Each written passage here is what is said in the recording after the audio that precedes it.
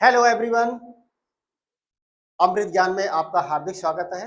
और आज फिर से हम एक बार फिर टॉप 50 एमसीक्यूज के साथ फिर उपस्थित हैं। एमसीक्यूज की जो श्रृंखला हमारी चल रही है टॉप 50, वो आज फिर से शुरू है। और आइए देखते हैं हमारा पहला क्वेश्चन क्या है। Question number 1 is on screen. आइए देखते हैं बेटा। आइए नेक्स्ट क्वेश्चन नंबर 1 क्या है। The electric field produced by A positive charge is. एक सकारात्मक आवेश द्वारा उत्पन्न विद्युत क्षेत्र कैसा होता है। यानी कि यहां पर आप समझ गए होंगे, यानी कि पॉजिटिव चार्ज। पॉजिटिव चार्ज से मतलब क्या होता है कि कोई भी इलेक्ट्रिक फील्ड है तो उसके अंदर क्या होगा, पॉजिटिव चार्ज यानी कि धनावेश उत्पन्न हो रहा है। पॉजिटिव चार्ज को हम धनावेश भी कहते हैं बेटा, ठीक है। तो अब यहां पर बात आती है कि किस तरीके से होगा। ऑप्शन देख लेते हैं। रेडियली आउटवर्ड होगा, रेडियली इनवर्ड होगा, सर्कुलर होगा, पैरेलल होगा। तो बेटा इसका जो त्रिज्याकार होता है, रेडियली का मतलब होता है त्रिज्याकार। रेडियली बोले तो त्रिज्याकार। तो त्रिज्याकार से आप समझ गए होंगे कि यानी कि बाहर की तरफ। तो आवेश जो उत्पन्न होगा वो रेडियली आउटवर्ड पोजीशन में होगा। तब जब electric field positive charge produce करता है। ठीक है प्यारे बच्चों, आइए नेक्स्ट देखते हैं। The law of inertia is best described bye. जड़ता का नियम किसके द्वारा सबसे अच्छे से वर्णित किया गया है। आपने पता है कि न्यूटन के 3 नियम पढ़ाए थे, ठीक है। First law, second law and third law. तो जो हमारा जड़ता का नियम होता है, जड़त्व का नियम होता है, द लॉ ऑफ इनर्शिया, वो न्यूटन का प्रथम नियम कहलाता है बेटा। क्या कहलाता है? न्यूटन का प्रथम नियम। तो आइए देख लेते हैं। न्यूटन फर्स्ट लॉ, न्यूटन का प्रथम नियम। न्यूटन सेकेंड लॉ, न्यूटन का द्वितीय नियम। न्यूटन का तृतीय नियम, लॉ ऑफ यूनिवर्सल ग्रेविटेशन। यानी कि option number A is a right answer, ठीक है। आइए next question is the work done by a force is defined as. एक बल द्वारा किया गया कार्य किस रूप में परिभाषित किया जाता है। यानी कि एक बल है वो किस रूप में परिभाषित किया जाएगा, उसकी परिभाषा क्या होगी। तो आइए देखते हैं। Option number A, the product of force and displacement in the direction of force. किया गया कार्य, आप समझ जाइए। प्रोडक्ट ऑफ फोर्स यानी कि बल, यानी कि कार्य का फार्मूला क्या होता है, फोर्स और इनटू डिस्प्लेसमेंट यानी कि डी। तो हम जानते हैं कि जो W इक्वल टू जो फार्मूला होता है वो F इंटू डी होता है। F यानी कि फोर्स होता है, D फॉर डिस्प्लेसमेंट यानी कि वेग होता है बेटा। तो यहां पर जो हमारा ऑप्शन नंबर ए है बिल्कुल राइट है, ठीक है बेटे। The product of force and displacement perpendicular, perpendicular यानी कि लंबवत, यहां से तो कोई मतलब ही नहीं बेटा। Change in velocity wrong, change in temperature no, ठीक है। Option number A is the right answer. Next, the unit of frequency is. आवृत्ति की इकाई क्या होती है। यानी कि जो आवृत्ति की इकाई है, आवृत्ति का मात्रक है, वो बेटा क्या होता है, जूल होता है। जूल तो बेटा ऊर्जा या कार्य का मात्रक होता है। न्यूटन यानी कि आप जानते हैं बल का मात्रक होता है। एम्पियर धारा होती है। हर्ट्ज हमारा क्या होता है बच्चों, हर्ट्ज होती है आवृत्ति की इकाई। तो ऑप्शन नंबर हम ए की तरफ जाएंगे और हमारा जो राइट आंसर होगा वो ए बिल्कुल सही है, ठीक है बेटा। आइए next, the refractive index of a medium is defined as. एक माध्यम का अपवर्तनांक किस रूप में परिभाषित किया जा सकता है। यानी कि यहाँ पर जो प्रकाश की चाल होती है, यानी अपवर्तनांक की बात हो रही है, प्रकाश की चाल और प्रकाश की वेग, यानी कि उसके माध्यम का वेग क्या है। एन इज इक्वल टू, आपने एक फार्मूला पढ़ा था, N is equal to C upon B. तो यहाँ पे C क्या होता है, प्रकाश की चाल होती है और ये माध्यम का वेग होता है। तो इनका जो अनुपात होगा वो इसके क्या होगा बेटा, अपवर्तनांक के बराबर। तो आइए देख लेते हैं द रेशियो ऑफ स्पीड यानी कि चाल। तो हमारी चाल क्या हो गई, अनुपात में vacuum to the speed of light in the medium, प्रकाश की चाल। तो आप समझ गए होंगे इसका जो अनुपात है वो हमारा क्या कहलाता है, अपवर्तनांक कहलाता है। तो ऑप्शन नंबर ए बिल्कुल राइट आंसर होगा। ठीक है बेटा, आइए next question. The potential energy of a body is maximum when, किसी शरीर की संभाव्य ऊर्जा अधिकतम होती है, कब होती है, the body is eight highest point, यानी कि किसी शरीर की संभाव्य ऊर्जा का मतलब होता है स्थितिज ऊर्जा कब होगी, जब उसमें हाईएस्ट पॉइंट से मतलब यहाँ क्या होता है, यानी कि किसी भी बॉडी का जब हाईएस्ट पॉइंट है तो उसकी पोटेंशियल ऊर्जा सबसे अधिक होगी। क्या होगी, सबसे अधिक होगी। तो ऑप्शन नंबर हमारा ए बिल्कुल राइट है और यही हमारा बिल्कुल सही ऑप्शन हो जाएगा। ठीक है बेटे, आइए नेक्स्ट क्वेश्चन देखते हैं। The energy required to change the temperature of 1 kg of a substance by 1 degree Celsius is called, 1 kilogram पदार्थ के तापमान को 1 डिग्री सेल्सियस बदलने के लिए आवश्यक ऊर्जा को क्या कहते हैं। यानी कि अगर 1 किलोग्राम पदार्थ है तो उसको हमने 1 डिग्री सेल्सियस टेम्परेचर दे दिया तो उसकी जो आवश्यक ऊर्जा होगी वो उसकी स्पेसिफिक हीट कैपेसिटी कहलाती है, विशिष्ट ऊष्मा दक्षता कहलाती है बेटा। क्या कहलाती है, विशिष्ट ऊष्मा दक्षता, स्पेसिफिक हीट कैपेसिटी। ठीक है, लेटेंट गुप्त ऊष्मा, थर्मल कंडक्टिविटी ऊष्मा चालकता, हीट कैपेसिटी ऊष्मा दक्षता। तो इसका ऑप्शन नंबर ए बिल्कुल राइट होगा बेटा, स्पेसिफिक हीट कैपेसिटी। ठीक है बेटे, आइए नेक्स्ट क्वेश्चन इज देखते हैं। The process of heat transfer through the motion of A fluid is called, यानी कि हम कह सकते हैं कि एक तरल के संचलन के माध्यम से ऊष्मा का स्थानांतरण जो होता है उसे हम क्या कहते हैं, डिफ्यूजन, डिफ्यूज्ड होना, है ना। देख लीजिए, कन्वेक्शन ये क्या होता है बेटा, संवहन होता है, कंडक्शन संचलन होता है, संचालन, चालन जिसे कहते हैं, रेडिएशन विकिरण होता है, और डिफ्यूजन हमारा ये क्या कहते हैं बेटा, तरल के संचलन के माध्यम से ऊष्मा का स्थानांतरण, उसमें प्रवाहित होना। ठीक है, तो इसको हम क्या कहेंगे, diffusion is the right answer. ठीक है बेटा, आइए नेक्स्ट क्वेश्चन देखते हैं। The wave length of a sound wave is inversely proportional to, एक ध्वनि की जो तरंग दैर्घ्य होती है बेटा वो किसके विपरीत अनुपाती होती है। विपरीत का मतलब होता है इनवर्सली प्रोपोर्शनल टू। ध्वनि तरंगे यहाँ पर बात हो रही है, तो ध्वनि तरंगों की जो बात है यहाँ पे बेटा, तो ध्वनि तरंग की जो तरंग दैर्घ्य होती है वो किसके अनुपाती होती है। इनवर्ती का मतलब इन विपरीत, इनवर्सली, तो इनवर्सली में उल्टा, उल्टा, जैसे ध्वनि तरंग यानी कि आपने फार्मूला पढ़ा है F बराबर 1/T। ठीक है बेटा, अब यहाँ पर तरंग की बात हो रही है, अब यहाँ पे और n बराबर क्या होता है, आपने फार्मूला पढ़ा है n बराबर 1/T। ठीक है बेटे, तो इस फार्मूले की अगर हम देखें तो एक जो ध्वनि की तरंग दैर्घ्य है वो किसके विपरीत होती है। विपरीत का मतलब फ्रीक्वेंसी, आवृत्ति, एम्पलीट्यूड, आयाम, वेलोसिटी, वेग, पिच्ड, यानी कि एक पिच जहां पर फिक्स एरिया होता है उसे पिच्ड पोजीशन कहते हैं। तो option number A frequency is the right answer. ठीक है, आइए नेक्स्ट क्वेश्चन।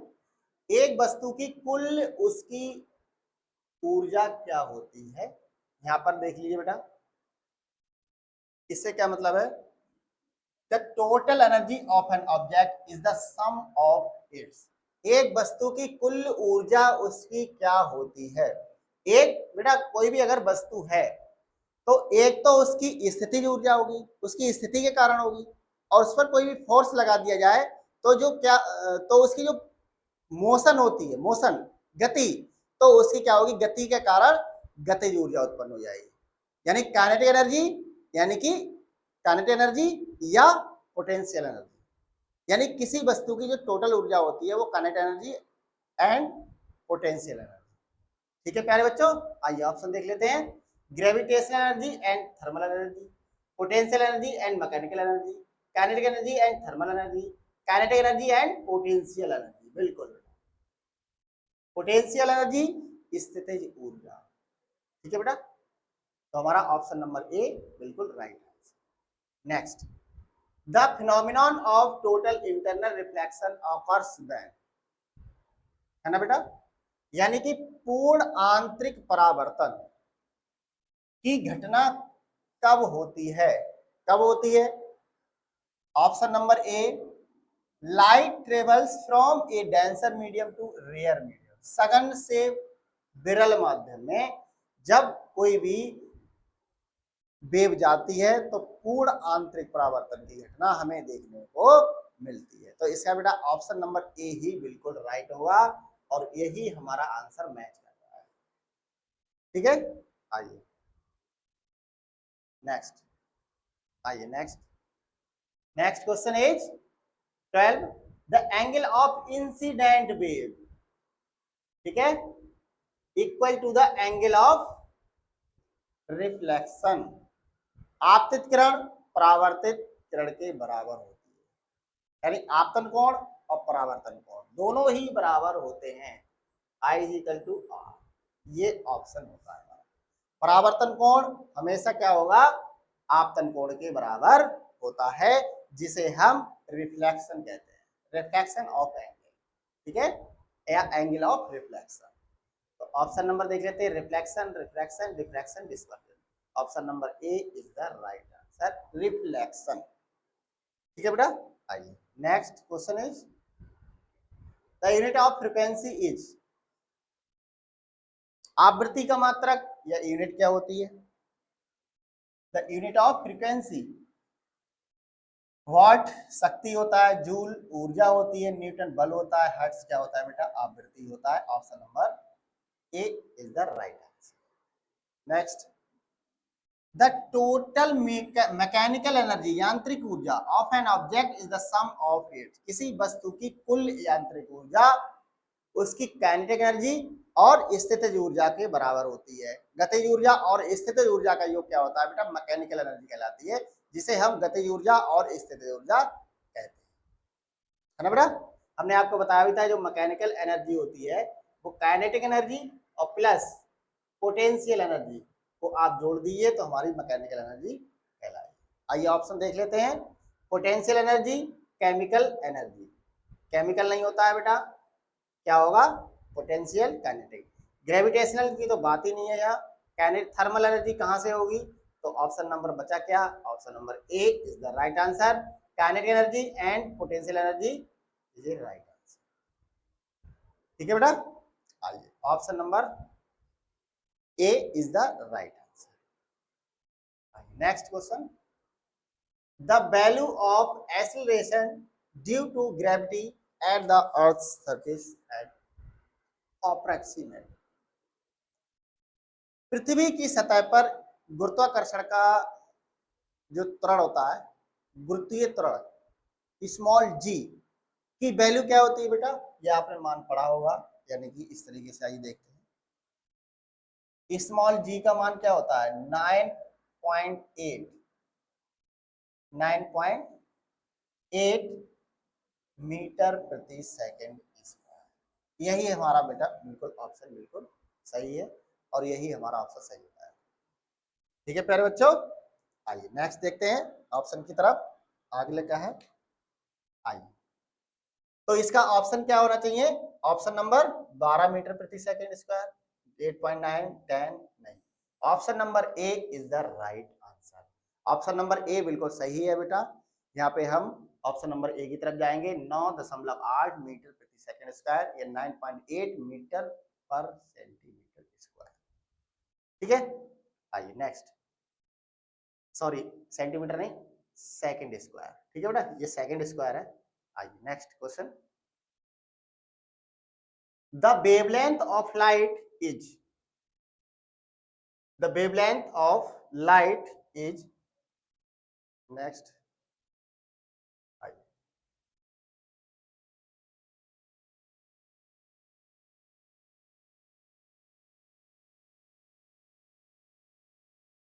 नेक्स्ट, प्रकाश की तरंगदैर्घ्य क्या होती है? तो इसका बेटा जो ऑप्शन नंबर हमारा क्या था 9.8, हाँ बेटा ये ऑप्शन तो सही हो गया था। प्रकाश की तरंगदैर्घ्य क्या होती है, इसलिए हम निकालेंगे वेवलेंथ। अच्छा ठीक, the wavelength of light is, है ना बेटा,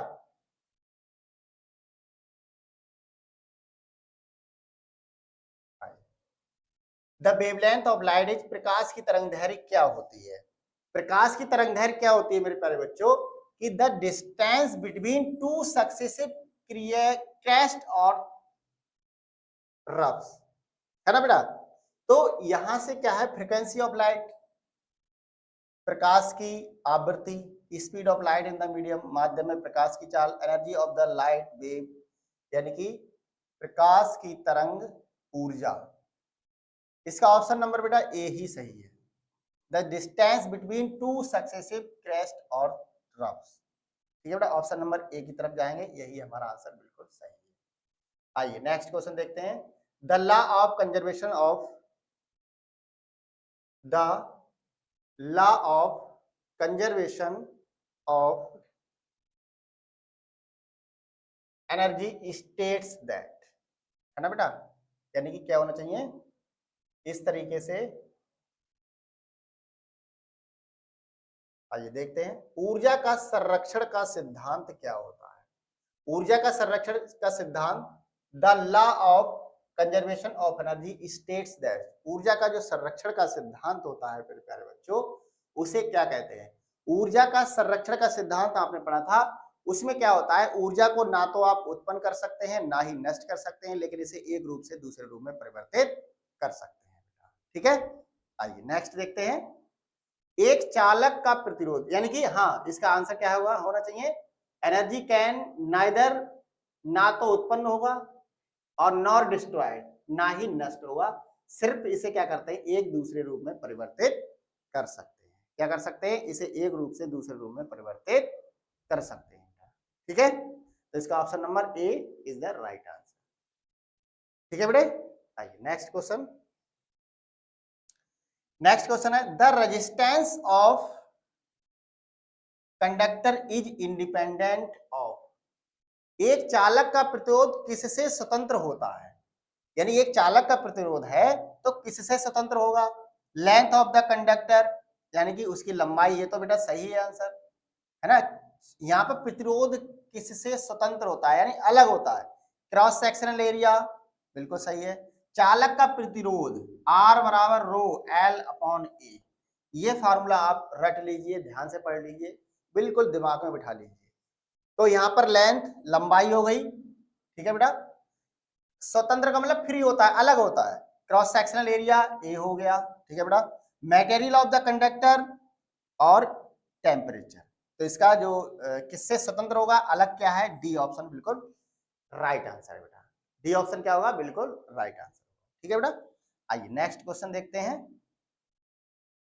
next, the refractive index of air is approximately, ये क्या है बेटा, अप्रोक्सीमेटली हवा का परिवर्तन, हवा का अपवर्तनांक कितना होता है?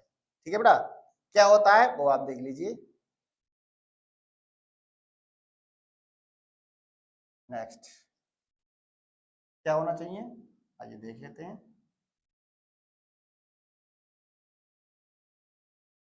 आइए नेक्स्ट, हवा का अपवर्तनांक लगभग कितना होता है?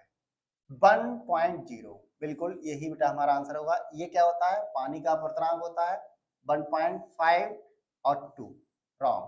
इसका जो राइट आंसर मेरे प्यारे बच्चों क्या होगा, राइट आंसर हमारा क्या होगा 1.0, यानी एक, हवा का जो अपवर्तनांक होता है लगभग वो 1 के बराबर होता है बेटा। किसके बराबर होता है, केवल 1 के बराबर होता है। ठीक है बेटा, आइए नेक्स्ट आगे देखते हैं। The energy required to raise the temperature of 1 kg of a substance 1 degree is, हाँ बिल्कुल बेटा, इसका ऑप्शन क्या होना चाहिए वो देख लीजिए। इसका क्या होना चाहिए प्यारे बच्चों, 1 किलोग्राम पदार्थ का तापमान यानी कि कितना है प्यारे बच्चों, यानी कितना दे रखा है आप देख लीजिए। 1 किलोग्राम पदार्थ का तापमान कितना है बेटा, 1 डिग्री सेल्सियस है, और उसकी ऊर्जा कितनी होगी, तो आप समझ गए होंगे उसकी स्पेसिफिक हीट यानी कि विशिष्ट ऊष्मा। विशिष्ट ऊष्मा क्या होती है, अगर 1 किलोग्राम पदार्थ है तो उसका टेम्परेचर कितना हो जाना चाहिए, 1 डिग्री सेल्सियस अगर उसका टेम्परेचर बढ़ा दिया तो उसकी ऊर्जा कितनी होगी, वो विशिष्ट ऊष्मा उसकी कहलाती है, स्पेसिफिक हीट कहलाती है। ऑप्शन नंबर देख लेते हैं, specific heat, latent heat, thermal energy, heat capacity. तो option number A is the right answer. ठीक है बेटा, नेक्स्ट क्वेश्चन देखते हैं, आइए। स्पेसिफिक हीट 21, नेक्स्ट देखते हैं, आइए। प्रकाश का विवर्तन की घटना कब देखी जा सकती है, कब देखी जा सकती है आप देख लीजिए। Next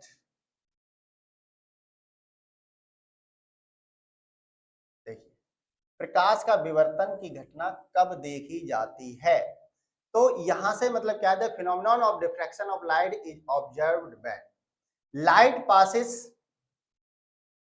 through a narrow slit. हाँ बेटा, अगर कोई भी प्रकाश का विवर्तन हो रहा है, विवर्तन का मतलब कोई भी छोटा सा छिद्र है, जैसे मान लीजिए यहाँ से प्रकाश आ रहा है और यहाँ पर एक स्लिट लगा रखी है हमने, तो इसका जो विवर्तन होगा वो यहाँ से आप थोड़ा सा इसको अलग कर दीजिए इस तरीके से, ठीक है। तो प्रकाश यहाँ से आएगा, तो यहाँ से कुछ तो प्रकाश सीधा निकल जाएगा मेरे प्यारे बच्चों, और कुछ यहाँ से वापस चला जाएगा। तो ये हमारी क्या होती है, विवर्तन की घटना होती है। इसे हम कहते हैं light passes through a narrow slit, यानी कि यहां से जो हमारा ऑप्शन नंबर ए है बिल्कुल हमारा राइट आंसर होगा। ठीक है बेटा, नेक्स्ट क्वेश्चन देखते हैं, कार्य करने का सूत्र क्या है। कार्य करने का सूत्र यानी कार्य का सूत्र क्या होता है, एफ इंटू डी होता है, जो मैंने बताया था, W equal to F into displacement, force into F into D, आपने फार्मूला ही पढ़ा है, एफ इंटू डी। ये बेटा बिल्कुल राइट आंसर। ठीक है प्यारे बच्चों, यानी ऑप्शन हमारा क्या हो जाएगा, एफ इंटू डी, ये हमारा बिल्कुल राइट आंसर होगा, option number A is the right answer. ठीक है बेटा, नेक्स्ट देखते हैं, नेक्स्ट ऑप्शन नंबर ए बिल्कुल राइट है। Next question, the law that describes the relationship, the law that describe the relationship between the current, voltage and resistance in circuit is, वह नियम जो परिपथ में धारा यानी कि I, वोल्टेज V और प्रतिरोध R इनके बीच में जो होता है वो कौन सा नियम कहलाता है बेटा, आपने पढ़ा था, धारा, वोल्टेज और प्रतिरोध की बात होती है तो वहां पर ओम का नियम लगता है, जो कि V इजिकल टू IR होता है। इसे हम क्या कहते हैं, ओम का नियम कहते हैं। ऑप्शन नंबर ए हमारा बिल्कुल राइट। ठीक है बेटा, ऑप्शन नंबर ए क्या होगा, B इजिकल टू IR, जिसे हम ओम का नियम कहते हैं। ठीक है बेटा, आइए नेक्स्ट क्वेश्चन देखते हैं, next, the magnetic field around a current carrying conductor is, यानी वह धारा प्रवाहित चालक के चारों ओर चुंबकीय क्षेत्र कैसा होता है, यानी कि एक धारा प्रवाहित हो रही है तो उसके चारों ओर का क्षेत्र क्या होगा, एक चालक है, आप देख लीजिए ये कोई चालक रखा हुआ है, इसमें धारा प्रवाहित हो रही है, तो इसके चारों ओर का जो क्षेत्र होगा वो क्या होगा, वो वृत्तीयकार होगा, वृत्ताकार होगा, सर्कुलर होगा, क्या होगा, सर्कुलर होगा। तो इसका option number A is the right answer. Next question, next देखते हैं, नेक्स्ट बार बार क्यों आ रहा है,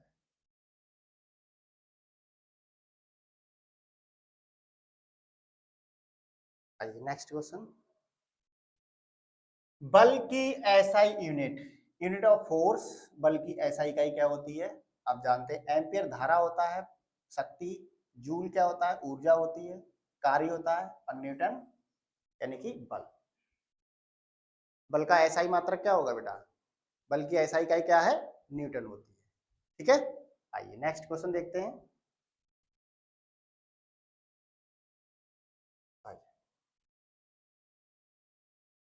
the concept of electric, the concept of electric potential is related to, विद्युत संभाव्य का संकलन किससे संबंधित है, यानी कि जो इलेक्ट्रिक पोटेंशियल होता है, विद्युत विभव होता है, तो उससे आप किस घटना से संबंधित है, ये क्वेश्चन पूछा गया है। तो आइए देख लेते हैं। The work done, option number A क्या कह रहा है कि the work done in moving a unit charge from infinity to a point in a electric field, यानी कि किसी भी आवेश का जो चाल द्वारा किया गया कार्य होता है वो यूनिट चार्ज के इंफिनिटी अनंत पॉइंट पर विद्युत क्षेत्र उत्पन्न होता है, जिसे हम विद्युत विभव कहते हैं। इलेक्ट्रिक पोटेंशियल का मतलब क्या होता है विद्युत विभव, यानी कि कोई भी आवेश है, विद्युत विभव का मतलब कोई भी आवेश है, अगर उसको अनंत से किसी विद्युत क्षेत्र के अंदर ला रहे हैं तो उसमें विद्युत जो कार्य हो रहा है वही उसका क्या कहलाएगा विद्युत विभव कहलाता है, बी कहलाता है, जिसे विद्युत विभव को हम बी से प्रदर्शित करते हैं। इससे प्रदर्शित करते हैं बी। ठीक है बेटा, तो इसका ऑप्शन नंबर यही बिल्कुल सही हो जाएगा, option number A is the right answer. Next, the energy of a photon is directly proportional to its, एक फोटोन की ऊर्जा किसके अनुपाती होती है, एक फोटोन की ऊर्जा की बात हो रही है, और फोटोन की ऊर्जा क्या है वो बेटा किसके अनुपाती है देख लेते हैं, फ्रीक्वेंसी, वेवलेंथ और एम्पलीट्यूड, आयाम, स्पीड। तो फोटोन की ऊर्जा E बराबर एच न्यू होती है मेरे प्यारे बच्चों, E बराबर एच न्यू, आपने पढ़ा होगा ये फोटोन की ऊर्जा होती है, E बराबर एच न्यू। ठीक है, ठीक है, क्या बन गया एच न्यू। ठीक है प्यारे बच्चों, E बराबर एच न्यू होता है, ये फोटोन की ऊर्जा होती है, क्योंकि जो फोटोन होते हैं, जो ऊर्जा होती है वो छोटे छोटे पैकेटों के रूप में उत्पन्न होती है। ठीक है, इसका option number A is the right answer. ठीक है बेटा, आइए नेक्स्ट क्वेश्चन देखते हैं। नेक्स्ट क्वेश्चन इज, आइए देखते हैं next, the force that cause an object to accelerate is called, वह बल जो किसी वस्तु को त्वरण उत्पन्न करने के लिए जिम्मेदार होता है। जो हमारा ऑप्शन है 28 क्या कह रहा है कि यानी कि वह बल जो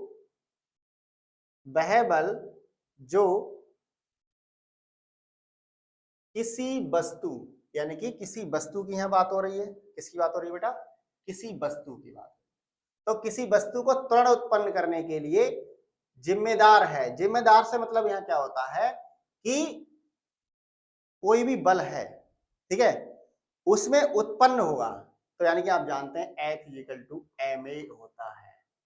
ये क्या है, ये नेट फोर्स F, द्रव्यमान A, त्वरण एक्सीलरेशन। तो कुल बल किसके अनुपात, ये न्यूटन की गति का द्वितीय नियम, सॉरी तृतीय नहीं, द्वितीय नियम कहलाता है। न्यूटन की गति का द्वितीय नियम क्या होता है, F इक्वल टू ma। ठीक है, तो इसका जो राइट आंसर हमारा क्या होना चाहिए, आइए देख लेते हैं। त्वरण A की बात हो रही है, A हो गया, तो यहाँ पर net force, option number A is the right answer. ठीक है बेटा, आइए नेक्स्ट क्वेश्चन देखते हैं। The unit of electric charge is, विद्युत आवेश की इकाई क्या होती है। विद्युत आवेश की इकाई का मतलब आप समझ गए होंगे, विद्युत आवेश की जो इकाई है वो क्या होगी, वो आप देख लीजिए। बार बार क्यों आ रहा है, कोई बात नहीं बेटा, आइए ऑप्शन देख लेते हैं।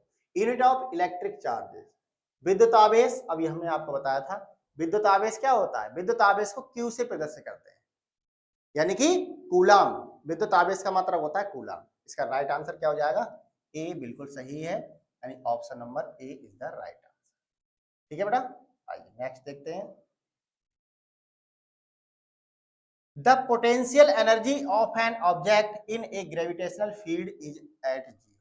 यानी गुरुत्वाकर्षण क्षेत्र में एक वस्तु की जो ग्रेविटेशनल फील्ड है उसमें पोटेंशियल एनर्जी का मतलब स्थितिज ऊर्जा कहां शून्य होगी? तो कहां शून्य होगी मेरे प्यारे बच्चों? आप जानते हैं कि जहां पर जीरो हो, क्या हो? जहां पर जीरो से मतलब अनंत पर, यानी कि गुरुत्वाकर्षण क्षेत्र में एक वस्तु जब अनंत पर रखी होगी तो वहां पर ग्रेविटेशनल क्या होगा? जीरो होगा। हमें क्या पता है वो वस्तु कहां पे है, तो उसकी ऊर्जा क्या होनी चाहिए? जीरो होनी चाहिए। तो कहां पर होगी? At infinity. यही हमारा ऑप्शन बिल्कुल सही हो जाएगा, एट इंफिनिटी। ठीक है बेटा, option number A is the right answer. ठीक है बच्चों क्या होना चाहिए? Option number A is the right answer. Next question, at infinity 31 question. आइए, the unit of magnetic field strength is. चुंबकीय क्षेत्र की ताकत क्या होती है? यानी कि चुंबकीय क्षेत्र की जो इकाई क्या है? चुंबकीय क्षेत्र की इकाई से मतलब क्या है?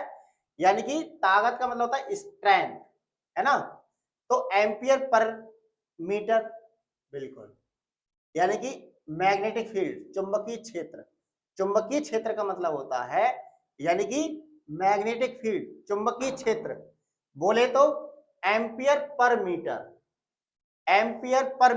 वेबर चुंबकीय फ्लक्स होता है, टेस्ला चुंबकीय क्षेत्र होता है, गॉस यानी कि गॉस की प्रमेय। नहीं, इसका ऑप्शन नंबर हमारा ए बिल्कुल राइट आंसर होगा बेटा। ठीक है, आइए नेक्स्ट क्वेश्चन देखते हैं। The motion of an object along a straight line is called. एक वस्तु की सीधी रेखा में गति करने को क्या कहते हैं? सीधी रेखा का मतलब यहां से रेक्टिलिनियर। रेक्टिलिनियर का मतलब क्या होता है? एक सीधी रेखा है। कैसी रेखा है? लीनियर। आप समझ गए होंगे सीधी रेखा का मतलब क्या होता है? लीनियर। आप यहां से ही समझ लीजिए, लाइन, यानी कि ऑप्शन नंबर आप देख लीजिए, लीनियर। ये बिल्कुल यहां से पकड़ लीजिए, ऑप्शन नंबर हमारा ए मैच कर रहा है, तो यही हमारा बिल्कुल राइट आंसर। ठीक है बच्चों, आइए नेक्स्ट क्वेश्चन देखते हैं। आइए, the force of attraction between 2 point masses is inversely proportional to the. वही क्वेश्चन आ गया बेटा, दो बिंदु द्रव्यमानों के बीच आकर्षण बल किसके विपरीत अनुपाती होता है? F इजिकल टू, आप जानते हैं फार्मूला क्या था? F equal to Gm1 M2 upon R square. यही हमारा फाइनल आंसर था। तो आप देख लीजिए क्या होगा, दो द्रव्यमान है तो उनके बीच आकर्षण बल किसके विपरीत है? विपरीत का मतलब ये है ना, ये तो अनुपाती हो गया। तो अनुपाती का मतलब देख लीजिए, square of the distance between them. Option number ए यहीं पे हमें बिल्कुल सही मिल रहा है, तो यही हमारा आंसर बिल्कुल सही हो जाएगा। आइए नेक्स्ट देख लेते हैं। The time period of a simple pendulum, यानी कि सरल पेंडुलम की अवधि किस पर निर्भर करती है? यानी कि जो सरल पेंडुलम की जो लंबाई होती है बेटा, वो किस पर डिपेंड करती है? लंबाई पर। समय अवधि किस पर करेगी? Length of the pendulum. Length of the pendulum का मतलब क्या है? पेंडुलम की लंबाई, सरल लोलक की लंबाई। Option number A is the right answer. Next, आइए, निर्वात में प्रकाश की चाल आप समझ गए होंगे। यहां पर निर्वात की प्रकाश की चाल 3 × 10⁻⁴ कितना होता है प्यारे बच्चों? कितना होता है? 3 × 10⁸ होता है। 8 यानी कि 8। आपने पढ़ा भी है, 3 × 10⁸ मीटर प्रति सेकंड। ये प्रकाश की चाल होती है बेटा। प्रकाश की चाल क्या होती है? 3 × 10⁸ मीटर प्रति सेकंड। आइए आगे देखते हैं, इसका ऑप्शन देख लेते हैं। यही हमारा बिल्कुल राइट आंसर है बेटा। Option number A is the right answer, 3 × 10⁸ metre प्रति सेकंड। नेक्स्ट आइए देखते हैं 30 क्वेश्चन 36। आइए क्या कह रहा है question. The formula for work done is, कार्य करने का सूत्र क्या होता है? W = FD cos θ FT FB FA, नहीं बेटा, ये अगर यहाँ पर एफ और डी के बीच अगर कोण बन रहा है तो इसको हम एफ डी कॉस थीटा ही कहेंगे। कार्य करने का सूत्र क्या होगा, एफ डी कॉस थीटा। ठीक है बेटा, आइए नेक्स्ट क्वेश्चन देखते हैं। The SI unit of power is, शक्ति का मात्रक क्या होता है? शक्ति के मात्रक की बात हो रही है, SI unit of power is, शक्ति की एसआई इकाई पावर।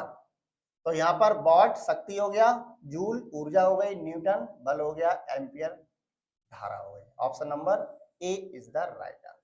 ठीक है बेटा, आइए नेक्स्ट क्वेश्चन देखते हैं। आइए next, the force responsible for the acceleration of an object is, वह बल जो किसी वस्तु के त्वरण के लिए जिम्मेदार होता है। त्वरण के लिए F बराबर m है, अभी हमने लगाया था, नेट फोर्स होता है बेटा। तो ऑप्शन नंबर हमारा यही सही है, बिल्कुल ऑप्शन नंबर ए की तरफ जाएंगे, बिल्कुल राइट आंसर। आइए next question, the SI unit of dielectric current, the SI unit of electric current यानी विद्युत धारा की एसआई इकाई ओम, रेजिस्टेंस प्रतिरोध होता है, कूलाम मैंने बताया था, आवेश, वोल्ट विभव, एम्पियर धारा। Option number A is the right answer. ठीक है बेटा, नेक्स्ट क्वेश्चन आइए देखते हैं। Next, the phenomenon of light bending when it passes from the medium to another is called, जब प्रकाश एक माध्यम से दूसरे माध्यम में प्रवेश करता है तो मुड़ जाता है, इसे हम क्या कहते हैं? इसे बेटा प्रकाश का अपवर्तन कहते हैं, जिसे रिफ्रैक्शन ऑफ लाइट कहते हैं, रिफ्रैक्शन। तो option number A is the right answer. ठीक है बेटा, इसका आंसर रिफ्रैक्शन होगा। ठीक है प्यारे बच्चों, आइए नेक्स्ट देखते हैं। The law of conservation of mass is applied to, applicable in, है ना बेटा? तो यानी कि आप समझ गए होंगे द्रव्यमान का संरक्षण का नियम क्या है। तो द्रव्यमान का संरक्षण का नियम क्या कहता है, यानी कि द्रव्यमान का संरक्षण का नियम किसमें लागू होता है, किसमें लागू होगा, किसमें लागू से मतलब all of the above, nuclear है बेटा, न्यूक्लियर की बात ही नहीं हुई, फिजिकल प्रोसेस नहीं, केमिकल रिएक्शन, द्रव्यमान की बात होती है तो यहाँ पर केमिकल रिएक्शंस बिल्कुल सही है। हम ऑप्शन नंबर 41 में जाएंगे, option number A is the right answer. ठीक है बेटा, नेक्स्ट क्वेश्चन, दो सतहों, the force that resists the motion of to surfaces sliding against each other is called, दो सतहों के एक दूसरे के खिलाफ घिसने पर जो बल इसका प्रतिकार करता है उसे क्या कहते हैं? मैंने आपको बताया था दो सतहों के बीच लगने वाले बल को क्या कहते हैं? फ्रिक्शन फोर्स कहते हैं बेटा। क्या कहते हैं? Friction force. तो हम समझ गए होंगे यहाँ पर घर्षण बल की बात हो रही है, तो घर्षण बल यानी कि फ्रिक्शन फोर्स, यानी कि option number A is the right answer. Next आइए देखते हैं, the pressure exerted by a gas is due to, है ना बेटा? तो यहाँ पर हम देख रहे हैं कि जो ऑप्शन नंबर हमारा मैच कर रहा है कि गैस द्वारा लगाया गया दबाव यानी प्रेशर, ठीक है, दबाव यानी कि प्रेशर की बात हो रही है।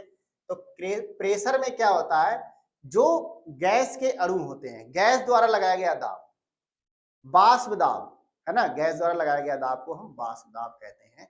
जैसे कि जो हमारा गैस होता है, गैस के पार्टिकल होते हैं वो फ्री उसमें पार्टिकल होते हैं और वो बर्तन की सतह पर इधर उधर घूमते रहते हैं, वो किसी भी तरीके से किसी दबाव में नहीं रहते हैं, वो फ्री मोशन करते रहते हैं, गैस के पार्टिकल्स होते हैं। तो हम इसमें देख लेते हैं ऑप्शन नंबर ए क्या कह रहा है, the collisions of gas molecules with the walls of the container. हाँ बेटा बिल्कुल, बर्तन की दीवार से टकराते रहते हैं, है ना? तो इसका ऑप्शन नंबर क्या होगा, ए ही बिल्कुल सही, यही हमारा आंसर बिल्कुल मैच करता है। नेक्स्ट क्वेश्चन देखते हैं बेटा। ठीक है, एक वस्तु की गति में परिवर्तन को क्या कहते हैं, है ना? The change in the velocity of an object is called. ठीक है बेटा, यानी कि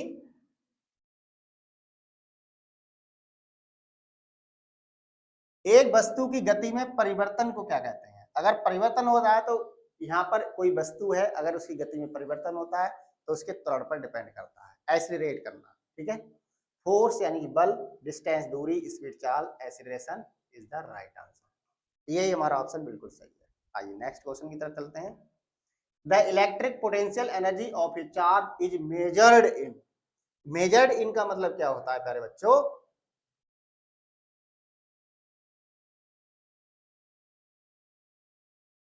देखिए, आवेश की विद्युत संभाव्य पोटेंशियल एनर्जी, पोटेंशियल एनर्जी यानी कि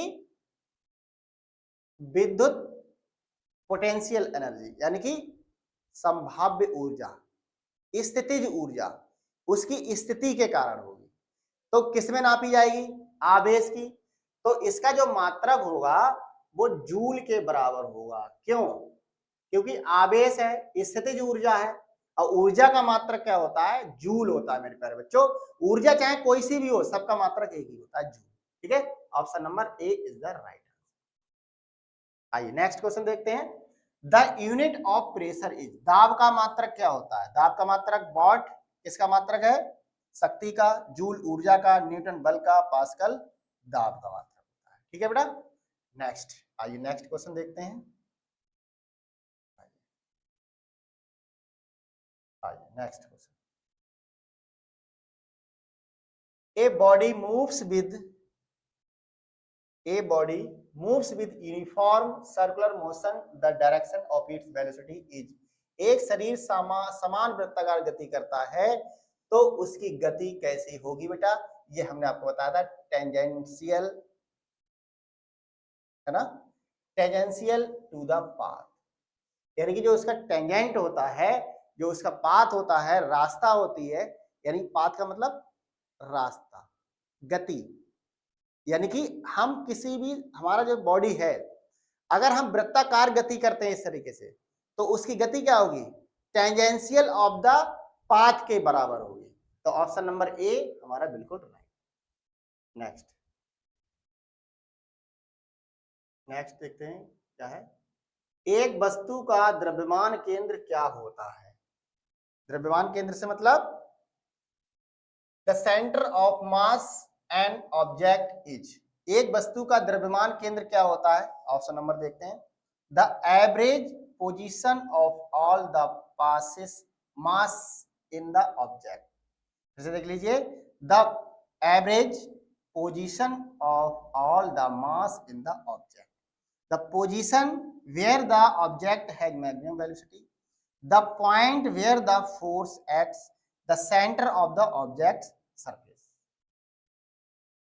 तो यहां पर हम एक वस्तु के द्रव्यमान की बात कर रहे हैं, उसके केंद्र की तरफ बात कर रहे हैं। तो average position of all the mass in the object, वस्तु का जो उसकी कुल स्थिति होती है उसके द्रव्यमान के बराबर होती है। Option number A is the right answer. ठीक है बेटा। आइए नेक्स्ट देखते हैं। आइए नेक्स्ट क्वेश्चन इज,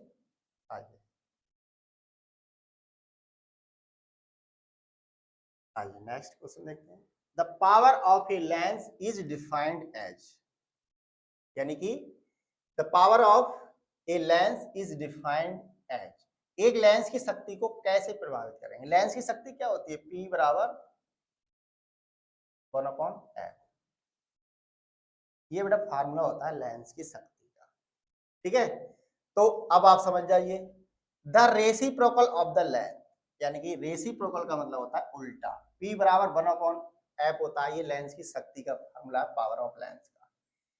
तो क्या होना चाहिए? The reciprocal of the focal length. तो आप देख लीजिए, ये फोकल लेंथ है, रेसिप्रोकल है, उल्टा है। Square of the focal length, आप देख लीजिए स्क्वायर है ना, तो ये गलत हो जाएगा। लेंथ डिवाइडेड बाय 2 है, नहीं है।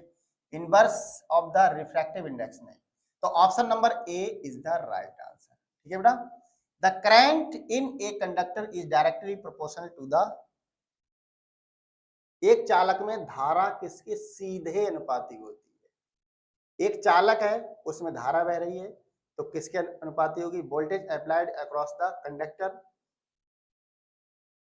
Length of the conductor, cross sectional area of the conductor, temperature of the conductor.